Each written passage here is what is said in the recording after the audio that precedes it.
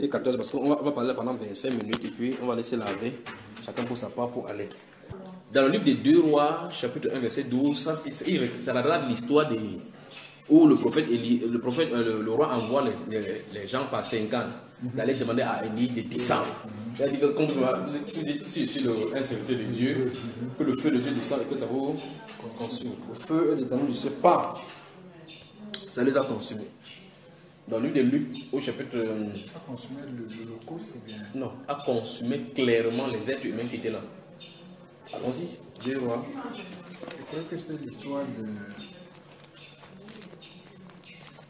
Tu crois que c'est l'histoire d'Élisée? Non, pas Élisée, Élie. Le prophète Élie avait les balles. Avec les prophètes de Baal. Des balles, oui. Non. Là, il a dit que c'est sous ton ordre. Là, le feu est descendu, ça a consumé le corps. Mais si on est parlé des êtres humains, comment ça a brûlé les êtres humains? Verset 12 du chapitre 1 des 2 Rois.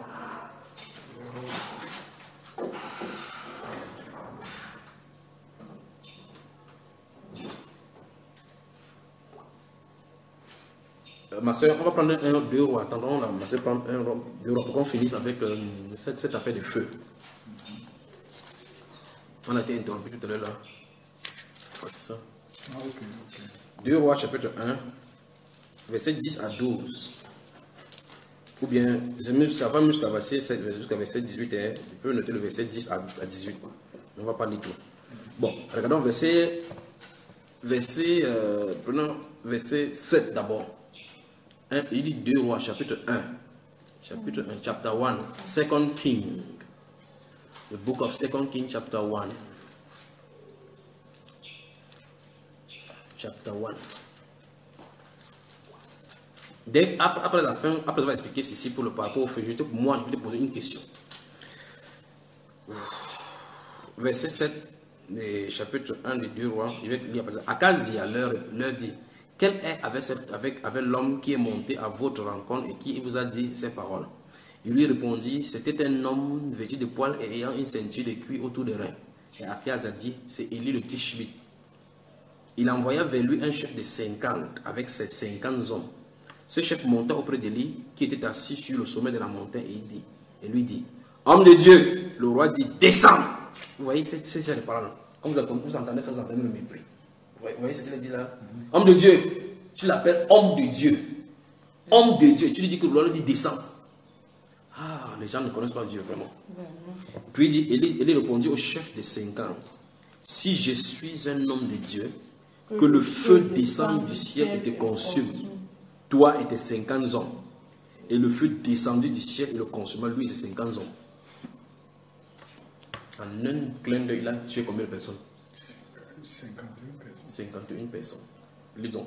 Verset 11. Akazia envoya de nouveau vers lui un autre chef de 50 avec ses 50 hommes. Ce chef prit la parole et dit à Élie, homme de Dieu, ainsi parle le roi. Hâte-toi de descendre. Et Élie leur répondit, si je suis un homme de Dieu, que le feu descende du ciel et te consume, toi et tes 50 hommes.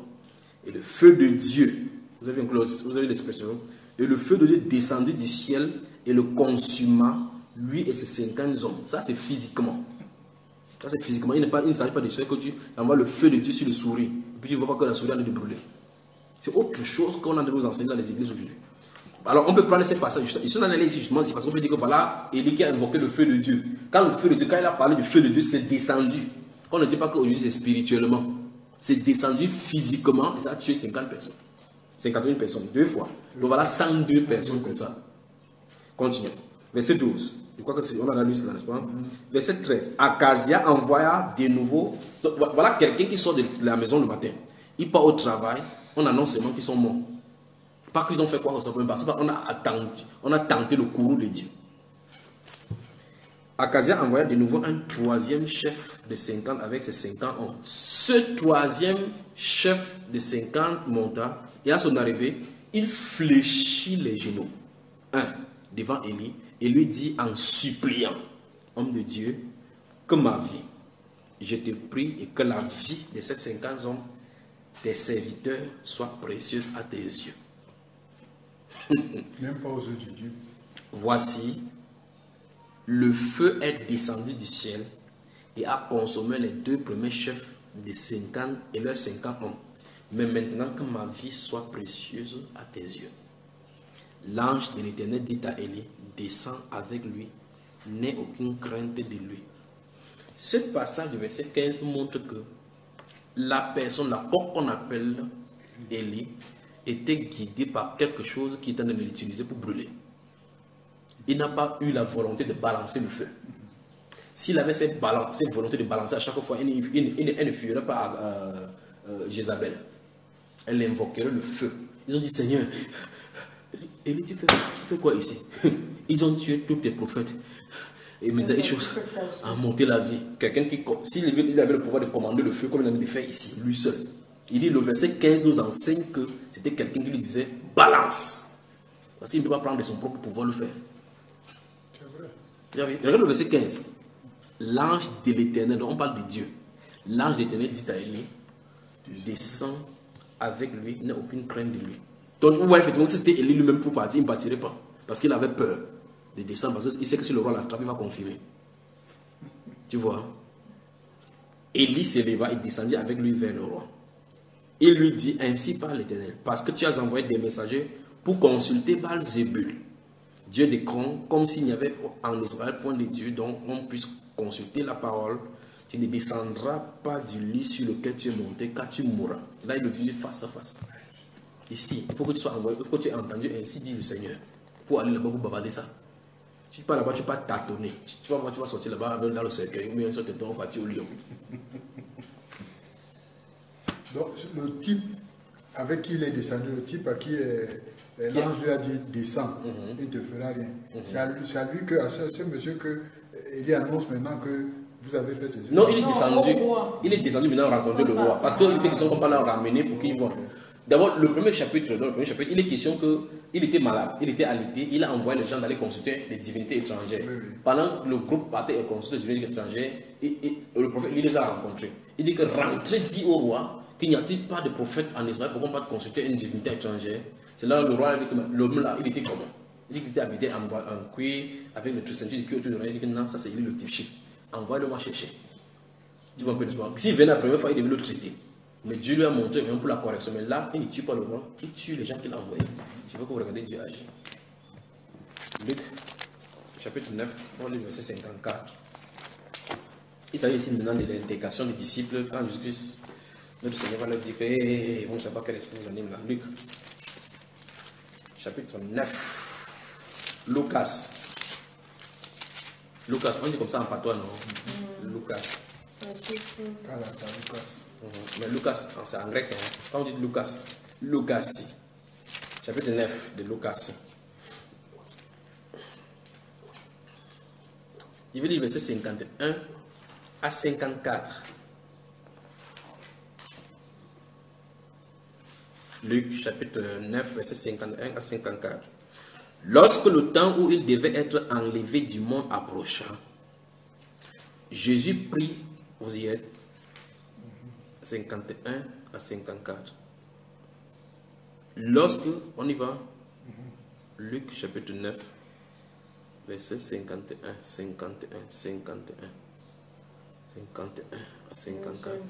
Lorsque le temps où il devait être enlevé du monde approcha, Jésus prit la résolution de se rendre à Jérusalem.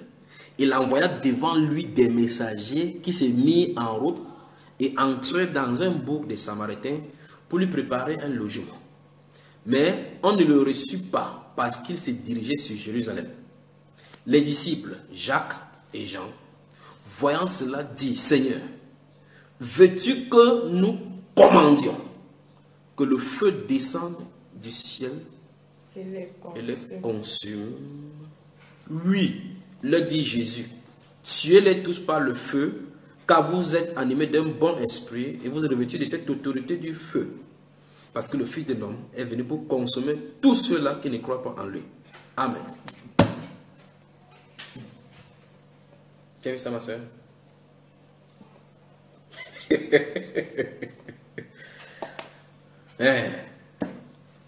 Ma soeur, que ton feu, Seigneur, brûle en moi, brûle en moi, brûle en moi, brûle en moi. Ha, brûle en moi, brûle dans ma tête, oh, brûle en moi. Mon porte-monnaie, oh, brûle en moi, brûle en moi. Brûle en moi. Brûle-moi, brûle-moi. Brûle-moi, brûle-moi. Si Dieu n'avait pas miséricorde de nous, il y a cela longtemps, chacun de nous serait mort avec ces bêtises que les gens nous enseignent. Parce qu'on blasphème chaque jour juste pour s'en rendre compte. Tout ennemi qui a marché contre toi, envoie le feu.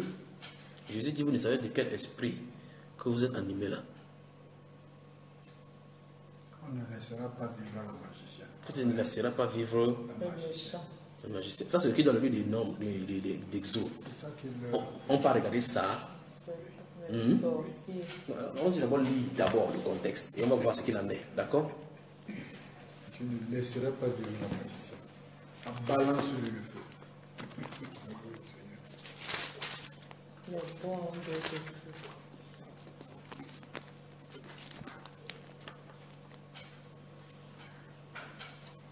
Exode chapitre 20 combien? Maintenant sur le... Oui. Tu as des nombres.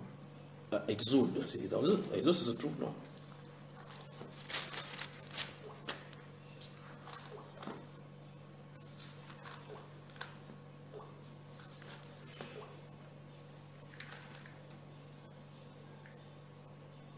La Bible, c'est là.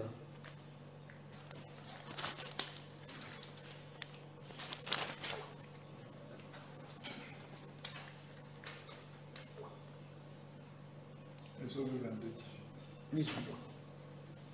Exode chapitre 22, verset 18. Lisons cela.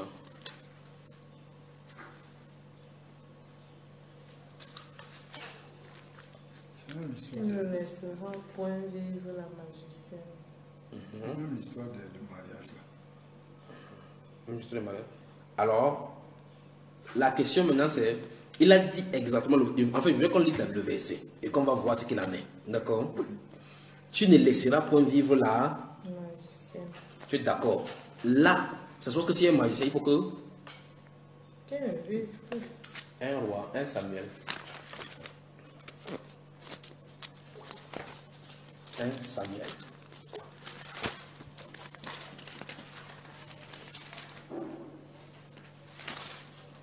Combien? Chapitre 28.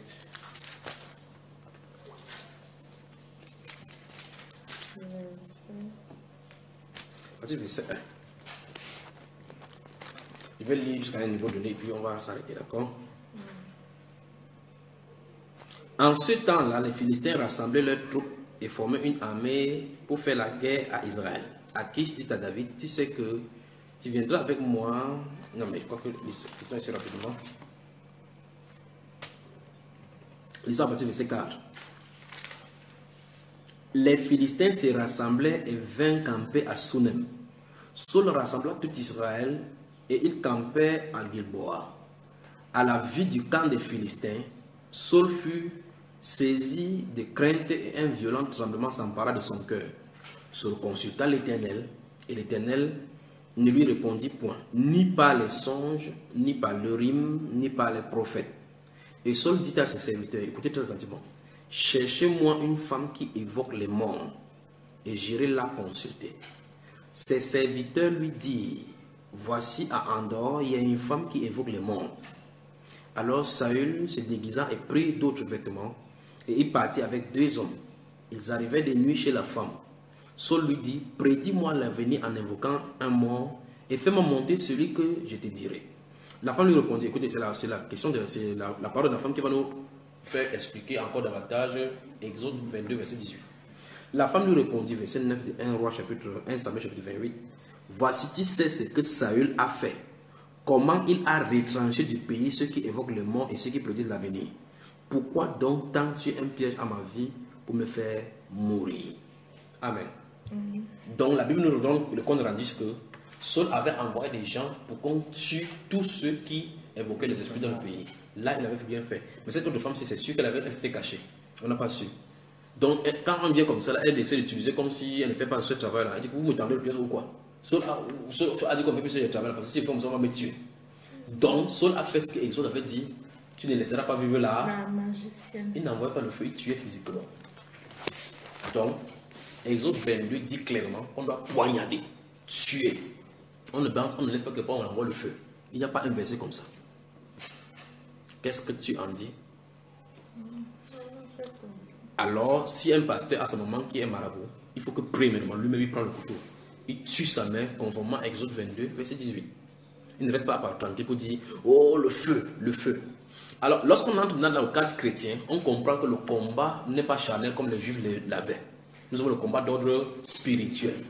Et Dieu nous a donné les armes spirituelles dans Exode, dans Éphésiens chapitre 6, pour pouvoir combattre contre eux. Dans ces armes-là, tu as vu le feu? N'est-ce pas? Il a dit qu'on prend par-dessus tout cela, l'épée de l'esprit, avec lequel on va éteindre tous les traits enflammés du méchant. Pourquoi donc on n'utilise pas ça? On cherche le feu dans un bouclier qui n'a pas. Et ma soeur, tu ne laisseras pas marcher. Sortez encore notre texte qu'on disait encore. On disait encore quoi là-bas aussi?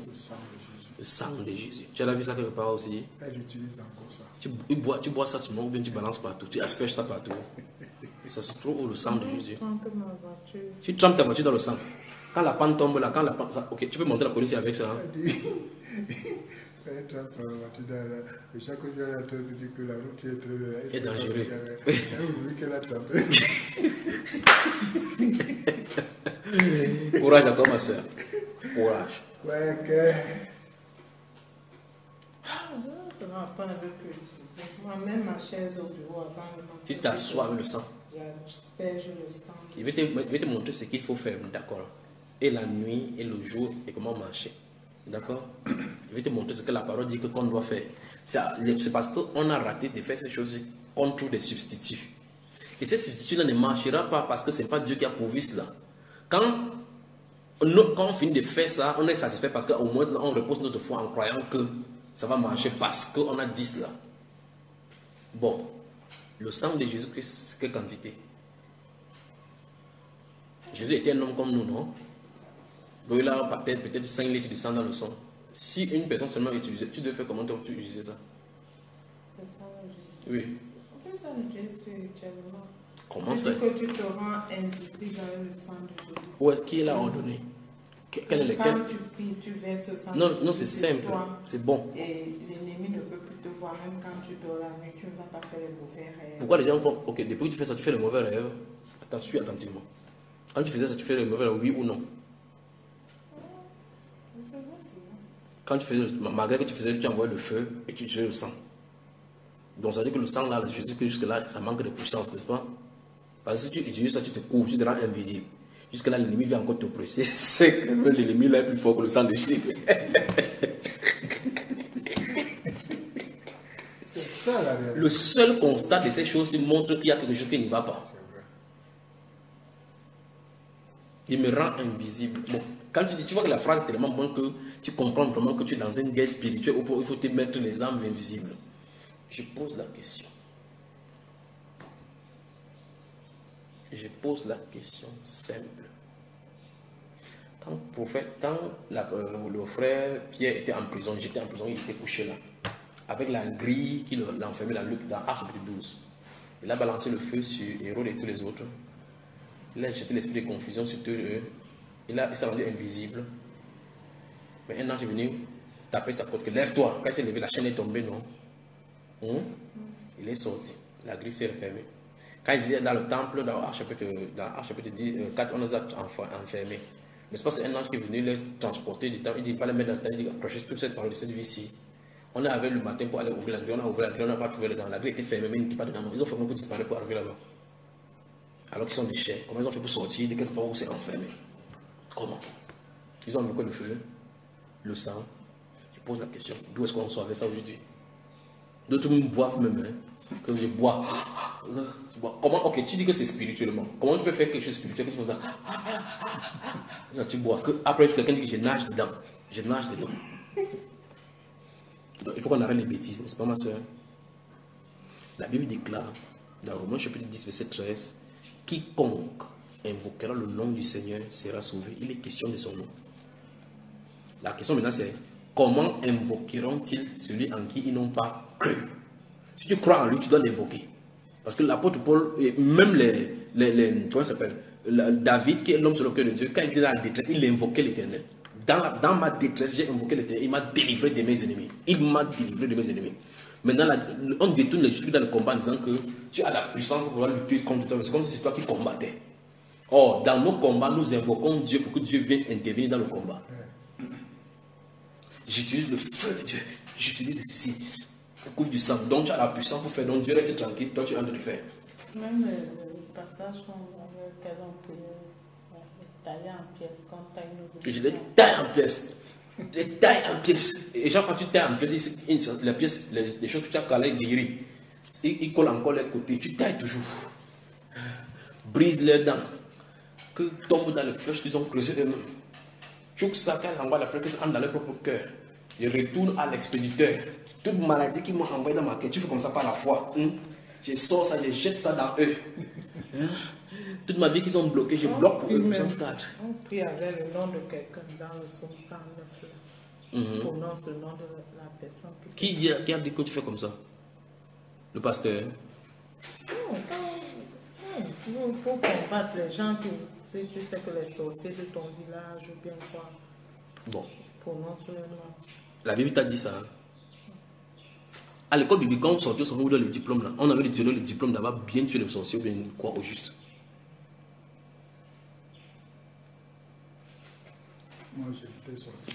La Bible dit les armes avec lesquelles nous combattons ne sont pas charnelles. Hein? Elles sont puissantes. Regarde-moi. Je veux que tu me dises s'il y a le sang spirituel. Il y a le sang charnel ou le sang spirituel? Charnel. Il va citer l'Écriture. Les armes avec lesquelles nous combattons ne sont pas charnelles. Il y a le sang spirituel ou le sang charnel.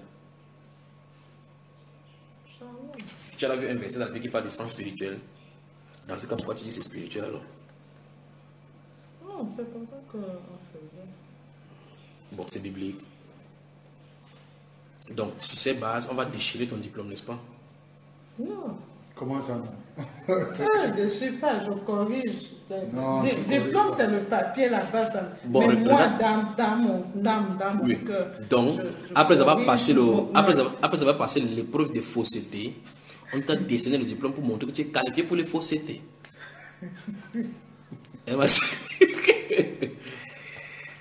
Ce diplôme certifie que quoi? On dit quoi? Moi, je n'ai pas eu le diplôme. On a le diplôme chez les Bélibi là-bas. Éducateur chrétien. Moi, je t'ai dit, j'ai brûlé tous ces choses. Il est quitté là-dessus. Bon, dis-nous, tu n'as pas écrit quoi? Que tu es qualifié pour quoi? Éducateur. On est des éducateurs chrétiens. Éducateurs chrétiens. C'est quel rang encore là dans le corps de Christ? Ils disent qu'ils ne font pas la voix. Ah, ok. Bon, donc, ça veut dire que nous signons que ma soeur Françoise est éducatrice maintenant en foi de quoi? Cette attestation sur lui a décennies pour servir de croix. À quoi, n'est-ce pas? Bon, cette attestation-là, ce diplôme, tu peux le montrer à qui? Tu montres ça sert à quoi? Non. C'était bon, comme on était à l'église pour que bon, on a des diplômes. Parce qu'il y a des frères. Consume-moi très attentivement. Tu as le diplôme. Ça te sert à quoi plus tard? Bon, c'est juste c'est peut-être pour avancer que bon, Avancer okay, on était dans l'œuvre de Dieu. Non? Donc, dans l'œuvre de Dieu, pour avancer, il faut passer le diplôme. Non, c'est le papier pour dire que oui, nous on a quand même étudié non, un non, peu. donc ça veut dire clairement que voici l'œuvre de Dieu. Pour que tu avances, quelqu'un va te demander tes diplômes. C'est ça, ma soeur? Qu'on faisait là-bas. Pour te montrer quand même que bon, tu as quand même fait les études bibliques. Bon, c'est biblique voici alors. Qui atteste que tu as fait. Oui. Dis-moi alors, c'est biblique. Non, le diplôme va témoigner contre toi que tu es entré dans Babylone et que tu as été fille de Babylone et non fille de Sion. C'est vrai, ça.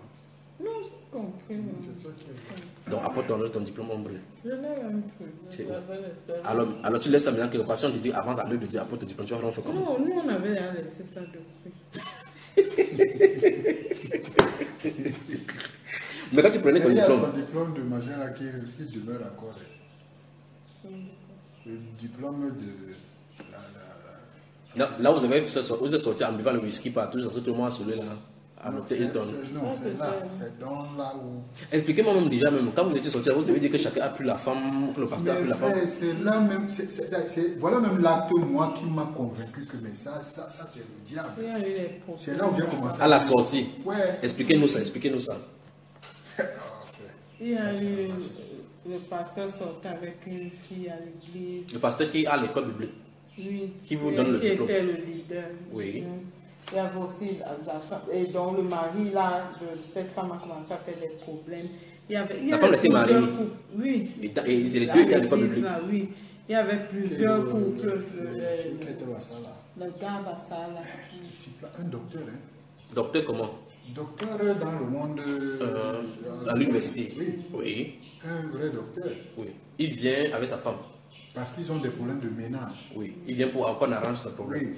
Oui. Il voit que les sans il faut inscrire, on les inscrit dans les cours bibliques pour que ça puisse stabiliser. Le gars vient prendre plutôt sa femme. Le pasteur lui-même, le leader, n'était pas marié. Il était marié, sa femme était là. Oui. Sa femme connaissait. Elle soupçonnait aussi. Il y a tous les problèmes de l'autre soir avec l'autre, tout ça. Les bagarres ont commencé là-bas. On a enseigné contre le péché sexuel là-bas. Ouais, que lui-même, le pasteur, il a dit que... déclare en plein cours que si c'est au niveau de la parole, il maîtrise la parole, mais là où il est faible, c'est sur les femmes. Il a dit que lui, il peut attraper toutes les femmes d'une église et il couche avec cette femme-là. Il dit comme ça, quand il prend sa femme est là. Sa femme écoute ce qu'il a dit. Oui, il était toujours en bagarre avec. Il avait l'autorisation du port d'armes. Il vendait les armes.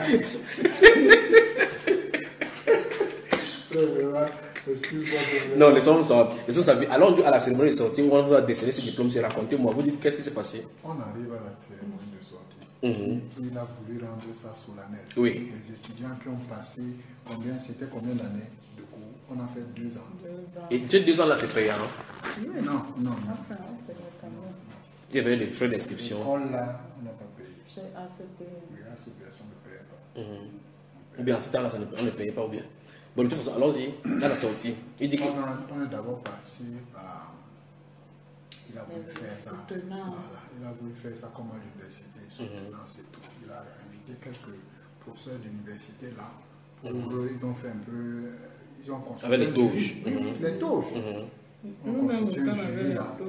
On vient donc soutenir devant un jury. Mais les touches, qui vous a donné? Il nous a demandé d'acheter. Oui, nous-mêmes nous avons acheté les touches. Vous avez soutenu le TS. Ouais, Ton TS c'était sur quoi, mon frère? De la doctrine paulienne sur le foulard. Non. Mon thème c'était l'homme et le détour. C'était quelque chose comme ça. Sur toi, ça devait être les histoires de louange là. Vous avez fait un plan à applaudi, on vous a donné mention très bien. Non. Lui, il n'avait pas bien soutenu, il n'arrivait pas à parler. Mais on t'a quand même fait passer quand même. Bon, oui. Parce qu'on est chaud là-bas. Il était timide. Bon, mais ça c'était la soutenance. Bon, maintenant de l'écrit. Je rendais fidèlement ce que j'apprenais. Si un ennemi vient faire quoi? Tu balances le feu. Tu écris des mains justes. Hein? Là maintenant c'était dans la soutenance. Oui. Maintenant il faut nous décerner, il faut nous donner les parchemins. La première des choses, c'est donc que cette cérémonie est organisée dans un hôtel. Oui. C'est-à-dire dans un bar d'hôtel. Le bar de l'hôtel. Ça soit le whisky passe à gogo. Les gens là, quand ils comprennent les versets bibliques là et tout, ils sont convaincus que non, ça c'est quand même une parole qu'on n'a pas encore entendue. C'est des gens vraiment sérieux. Oui. C'est les invités. Oui, ils sont venus. Les gens de l'hôtel même. Parce qu'il y a eu Ils beaucoup savaient que c'est le d'invités. truc de Dieu. Maintenant, vous êtes là solennellement, vous êtes à l'aise dans le cœur. ouais, on a préparé à manger. Il y avait à manger, à bobo, à boire du whisky et t'as dit toutes sortes de boissons. Bière, bière, whisky, vin rouge, tout ça, jus. Maintenant, nous qui devions donc recevoir ces parchemins, beaucoup de camarades là qui chacun avait sa femme. Les camarades qui sont venus, qui ont subi la formation, quoi. Oui. Ils sont venus avec leurs femmes Et leur Et petite. les Jumba. Et leur petite. Dans la cérémonie. Ouais, quand le truc a mangé le feu,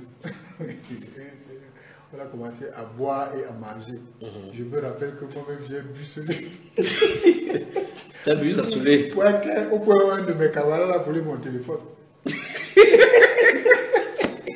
Après, on Et a c'est un commencé autre avec camarade. les bécotis sauvages là. Les trucs de Catine, l'ancien truc de Catine. Oui, Si, ce genre de Les gens, chanson. comme c'était les Yaoundé. Oui, Ils ont les commencé danses à des centres. danser, à danser comme ça. Les danses étaient très Les très danses, compliquées. Maintenant, les femmes commencent à se rendre compte que mais comment mon mari danse comme ça là, avec une invitée. Les bagarres. Les bagarres ont déclenché. Dans le bar là. Ouais, L'autre fille Là, on avait a- remis les diplômes. oui, Vous savez, on avait déjà tout l'autre le- fille est allée attraper son mari au coin en train d'embrasser sa petite. Les bagarres ont encore commencé.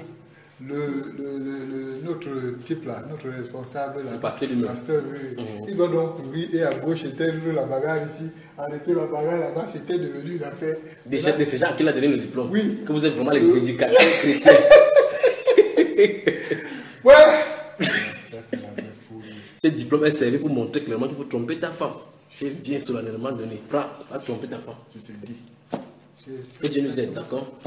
Et qu'est-ce que tu as constaté là-bas, avec à la lumière de ce qu'on est en train de lire maintenant?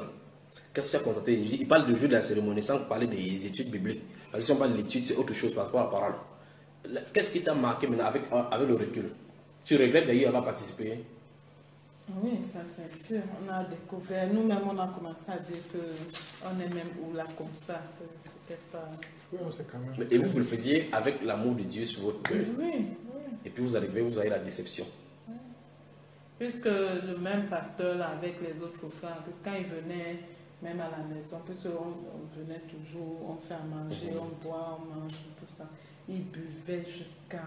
Comme tu sais, la clope, tu me le pasteur, c'est comment il boit comme ça. Il buvait jusqu'à église là-bas devant, il tombe dans le fossé. On vient le ramasser. Toujours. Mais moi, je suis. Après, vous allez avoir Il y a l'école où les vous enseignez. autres qui fumaient comme Il y a un qui passe actuellement. À Peut-être Vision un jour, 4. tu auras l'occasion de le voir. Vision 4. assis pour le Laurent. Il connaît, Un gars très, très c'est- bon, un gars il très- dit éloquent, qu'il est un très docteur. éloquent. Il fume. Beaucoup même, ses dents sont même des ânes noirs. Même à présent, il fume. Il fume, il prêche quoi? La parole de Dieu, il va te sortir le truc. Mais c'est aujourd'hui que nous comprenons que c'est de la philosophie, carrément. Il dit qu'il n'y a pas de péché de cigarette dans la Bible. Pas seulement la cigarette. Les autres choses, il peut te prouver que ce n'est pas. Puisque la vie qu'il menait là, il peut te convaincre. Bon, je disais qu'il nous convainquait, puisqu'au départ, ils nous ont pris aussi vide que nous étions. On a Ils ont mis le... Mais à la fin, comme elle dit là, à la fin, nous avons commencé avec la petite connaissance. Vous commencez à chercher même là. La petite connaissance, j'ai commencé à trouver que non, ça là, c'est pas normal, ça là, c'est pas normal. Il y a eu trop. J'avais un frère qui nous était un peu trop collé là, trop familier, trop proche. Lui, peut-être quelqu'un qui est aussi ouvert dans la tête, mais moi j'ai commencé à lui dire, ça là, Belam, lisons ici, allons comprendre ici. Il tenait tout de... Il était mordu jusqu'à ce que... Lui, il a même perdu sa femme. Il était convaincu que... Et puis, il... Avant donc d'arriver justement à la... C'est le pasteur donc qui vous êtes allé au village, qui là, vous l'avez au côté du feu, vous avez fait tourner autour du feu. Non, ça, c'est un autre. C'est le tout. Ça, c'est le premier. Mais celui-ci vous brûlez à côté du feu, à côté de quoi? Vous livrez à mort là. Celui-là, je ne peux même Il pas. a brûlé les poulets au feu. Il a dit que la fumée doit monter au ciel. Celui-là, je ne peux pas savoir. Frère, celui-là, je ne peux pas savoir si c'est l'ignorance. Je crois, quand moi je le regarde, je crois que c'est l'ignorance. Je ne crois pas qu'il le Il faisait est avec tombé. intention. C'est qu'il a vécu au village et c'était les pratiques de village. Il a dû avoir un esprit peut-être venant, un esprit de Satan qui l'a Pour possédé. soigner qui le les disait. gens, pour Oui, qui le résoudre un disait. problème. C'est comme ça que moi j'ai fini par comprendre. Bon, vous avez commencé comment pour arriver au village pour qu'il puisse brûler le poulet dans le feu Oui, pour c'est-à-dire consacrer que- à Dieu. Oui, le problème c'était quoi? Pour son cas là, c'était que c'est quelqu'un qui nous. Il portait notre problème dans le cœur. Il voulait vraiment la solution Oui. à notre problème. Maintenant, il a tenté beaucoup de prières. Ça n'a pas marché. Ça n'a pas marché parce que quand il priait pour les autres personnes là, Oui. c'était, nous-mêmes, on a vécu ça en direct. Oui. Les délivrances en direct. En direct. Mais lui-même se posait la question que ben, les gens, c'est pourquoi, qu'est-ce qui ne va pas. Bon, il a donc dit un jour que, il a donc arrêté dans son esprit que quand il ira faire, c'était une sorte de fête qu'il allait faire dans son village. Parce qu'il est parti de son village, quand il a commencé, quand il a eu cet esprit-là, si on peut dire comme ça, il a fait des choses au village. Les gens du village l'ont chassé, l'ont repoussé, en disant que non, tu es un sorcier et tout, qui te connaît Dieu. Il est revenu en ville, donc il s'est installé, pasteur et tout. Il a commencé à guérir les gens, son église est remplie et tout. C'est donc dit que quand il repart au village, c'est pour aller montrer aux gens du village que ce que vous avez rejeté là, voici vraiment. Je suis devenu grave. Et par rapport à ça, donc, il a organisé donc, notre délivrance. Nous qui étions donc, c'est là où, pour la première fois, il m'a décerné le titre d'ancien. Oh! Salut-moi. Il m'appelait ancien. Ouais, que moi-même au fond de moi, je ne le ressens pas ancien. Là. Et il a appelé comment alors? Diacone. Diacone. Ah! La diaconesse François. Voilà. Diplômé de l'étude d'éducation chrétienne. Non. Cumulativement avec. Maintenant, on arrive au village. Il organise son culte là. Vraiment, c'est toute l'église qui est partie de Yaoundé pour le. Là, c'était à Konolinga. Le village était animé. On a fait les louanges, dansé. Les parents l'ont reçu avec beaucoup trop d'honneur, ou trop de respect. Ce qui fait que tout ce qu'il pouvait dire, ça passait. Puisque les parents même, ses petits frères qu'il avait rejetés hier, étaient revenus en ville le retrouver. Et c'est eux qui étaient devenus des musiciens. Dans le bas. Oui. Ils étaient devenus chrétiens aussi. Oui, ils ont accepté, oui. Ils ont accepté ce qu'il fait ou bien ils étaient chrétiens? Ils ont accepté ce qu'il fait. Aujourd'hui, je ne peux pas dire qu'ils étaient acceptés. Ok. Comment vous avez arrivé au niveau? Après la cérémonie, le feu a eu lieu comment? Maintenant, non. La cérémonie devait avoir lieu peut-être le lendemain, dans la nuit. La nuit un jour avant la cérémonie. Il a donc programmé qu'il fera notre délivrance. En même temps, il nous avait déjà prescrit. On était avec une sœur là. Une sœur qui était aussi diaconesse. Donc, nous devions faire cette délivrance ensemble. Y compris la femme là aussi a besoin de délivrance. Les cas durs. Le cas dur passe par le poulet dans le feu. Voilà. Nous avons acheté même le nom de poulet. Non, ça passait c'était dans les 7. 7 poulets. Oui. La femme là aussi avait pratiquement les mêmes noms. Attends, vous avez apporté 7 poulets. Oui. C'est vous qui achetez le poulet. Oui. La femme aussi achète. Oui, et ça se passe comment? Pendant que ça, c'est la nuit, les gens sont là de dormir. Non. Les gens qui sont arrivés sont d'un côté. Lui, il nous a pris pour nous amener derrière. Donc, on a allumé le feu. Clos. On a allumé le feu dans une concession bien à l'air libre. À l'air libre. Mais derrière, c'est que le village. Ok, comme les derrière où sont un peu dans la forêt. Voilà, c'était derrière. Il a allumé un grand feu, une grosse marmite, je me rappelle. C'était les grosses marmites à Alubassa. Il a mis des herbes, certaines herbes. Il a mélangé ça de certaines herbes et tout. Et maintenant, il a pris les poulets là, on a découpé. On a découpé les poulets là. Il a jeté dans. Bon, attends, arrêtons-nous. Il vous a expliqué ce qu'il veut faire? Non. À l'époque, nous n'étions pas. On dit qu'il fait ça pour supplier Dieu. Oui. Que sa prière, que la prière monte. La fumée monte directement au ciel. Et là, vous avez compris.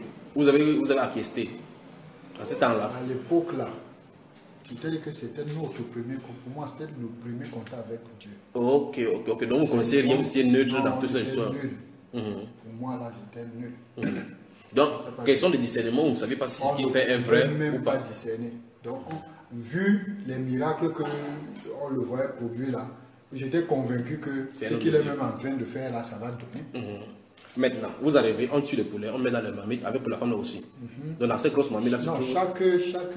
chaque séance.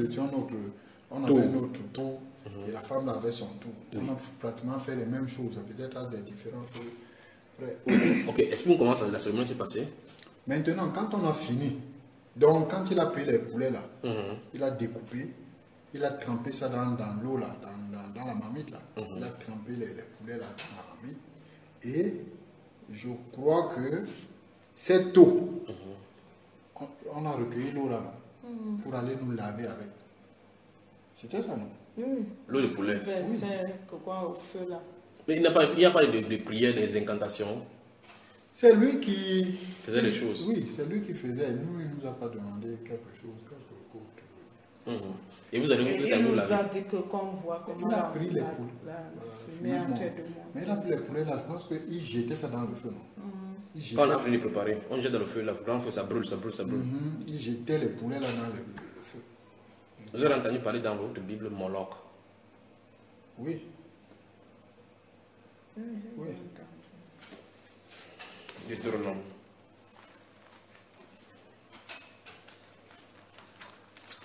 J'ai lu ça, j'ai compris même que c'est ça qu'on devait faire. Chapitre 18.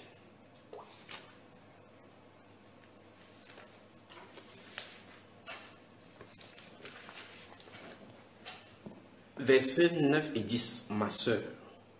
Et puis tu soulignes. Il recevra. Non. Deutéronome chapitre 18, versets 8 et 9. Versets 9 et 10, pardon. Lorsque tu seras entré dans le pays que l'Éternel ton Dieu te donne, tu n'apprendras point à imiter les abominations de ces nations-là.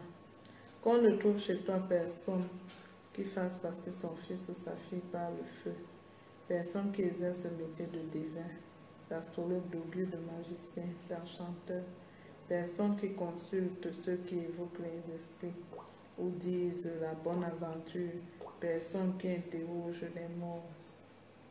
Car quiconque fait ces choses est en abomination à l'Éternel, et c'est à cause de ces abominations que l'Éternel, ton Dieu, va chasser ces nations devant toi. Tu seras entièrement à l'Éternel, ton Dieu. 14. Car ces nations que tu chasseras, écoute. Hein? Ces nations-là, que tu chasseras, écoute les astrologues. Les astrologues et les divins. Mais à toi, Éternel, l'Éternel, ton Dieu, ne te permet pas. Tu as vu ce qu'il en est? Frère, courage à vous, d'accord? Courage. Moi, je te pose la question, si quelqu'un nous écoute maintenant et qu'il utilisait le feu, buvait le sang de Jésus-Christ, se couvrait avec l'eau glacée du Saint-Esprit, qu'est-ce que tu peux lui dire? Oui, je vais faire ça. Pourquoi? Que ça, ce n'est écrit nulle part dans la Bible. Mais si tu dis aussi que quand il fait ça, ça marche. Quand il fait ça, il couvre pas le feu, il couvre, il envoie le sang, il plonge dans la maison, il y met ça dans le sang, il dort bien. Qu'est-ce que tu vas lui dire?